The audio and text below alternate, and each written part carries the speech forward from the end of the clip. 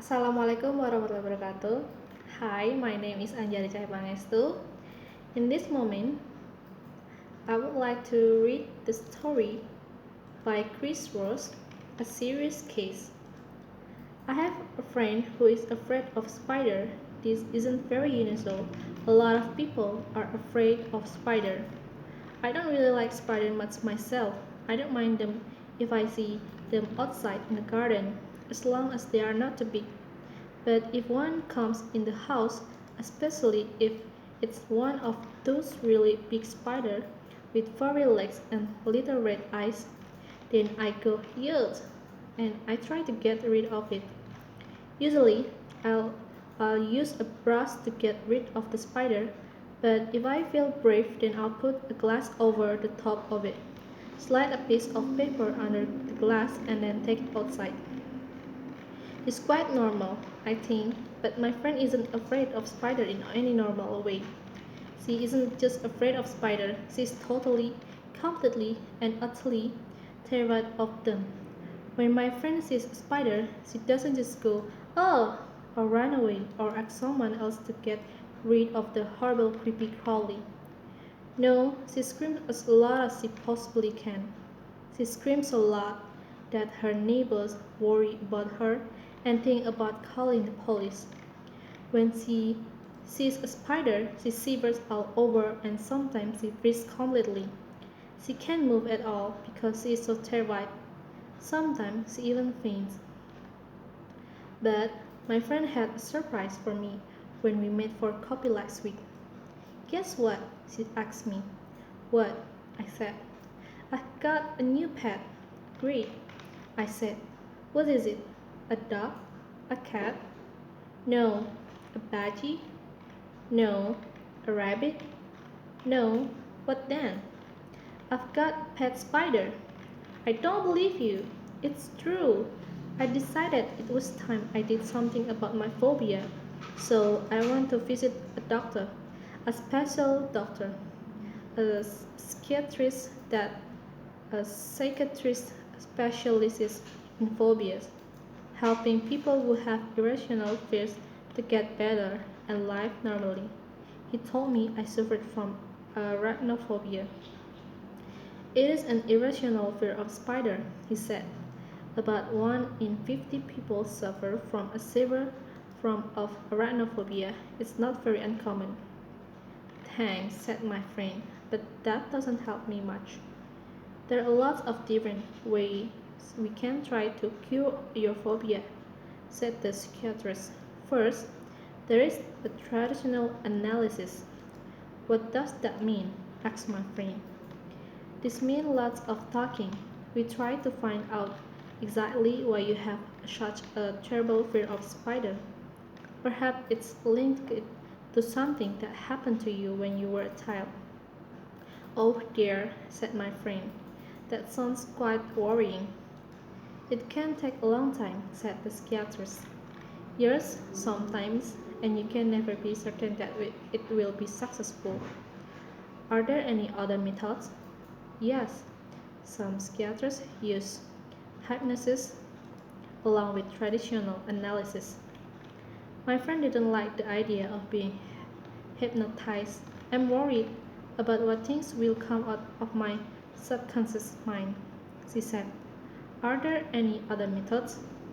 Well, said the psychiatrist, there is what we call the behavioral approach.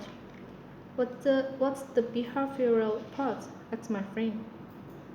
Well, said the psychiatrist, it's like this. The psychiatrist got out a small spider from his deck. It wasn't a real spider. It was made of plastic. Even though it was only a plastic spider, my friend screamed when she saw it. Don't worry, said the psychiatrist. It's not a real spider. I know, said my friend, but I'm afraid of it just the same. Hmm, said the psychiatrist. A serious guess. He put the plastic spider on the desk. When my friend stopped screaming, the psychiatrist told her to touch it.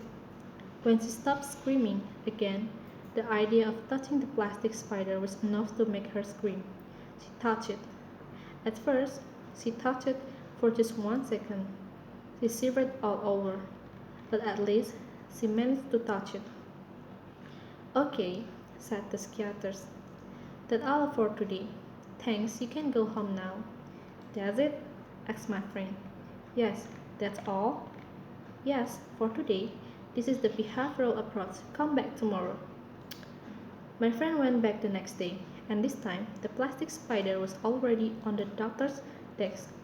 This time she touched it and held it for 5 minutes.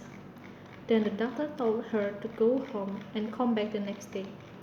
The next day she went back and the plastic spider was on her chair. She had to move the spider so she could sit down. The next day she held the spider in her hand while she sat in her chair. The next day the doctor gave her the plastic spider and told her to take it home with her. Where do spiders appear in your house? Asked the psychiatrist. In the bath, usually, said my friend.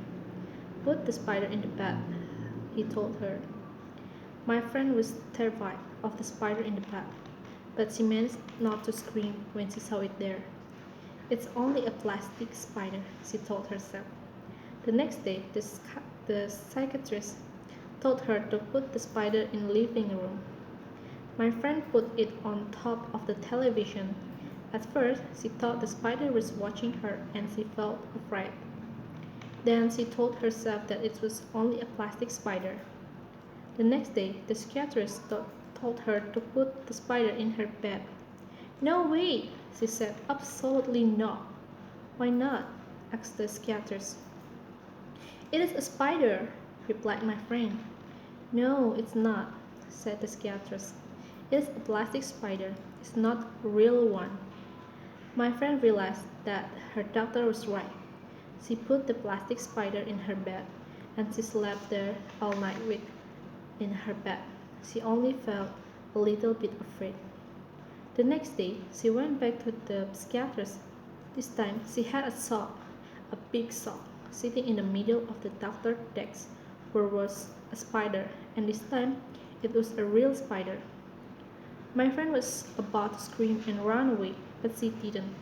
She sat on the other side of the room, as far away as possible from the spider for about 5 minutes. Then she got up and left the room. See you tomorrow, shouted the psychiatrist to her as she left. The next day she went back, and this time the psychiatrist let the spider run around on his deck. Again, my friend stayed about 5 minutes, then left. The next day she stayed for 10 minutes, and the day after that 15. Eventually the psychiatrist held the spider, the real spider with long furry legs and little eyes, in his hand. He asked my friend to come out and touch it. At first she refused, but the doctor insisted. Eventually she touched the spider, just for a second. The next day she touched it for a few seconds, then for a few minutes, and after that she held the spider in her own hand. Then she took the spider home and let it run around in her house. She didn't feel afraid. Well, okay, she did feel afraid, but only a teeny bit. So now I've got pet spider, she told me again. Well done, I said. There's only one problem, she said, and as she spoke, I noticed that she was shivering all over. Then she screamed and climbed up on the chair. She was pointing to something on the floor. Over there, she screamed. Look, it's a beetle. Thank you.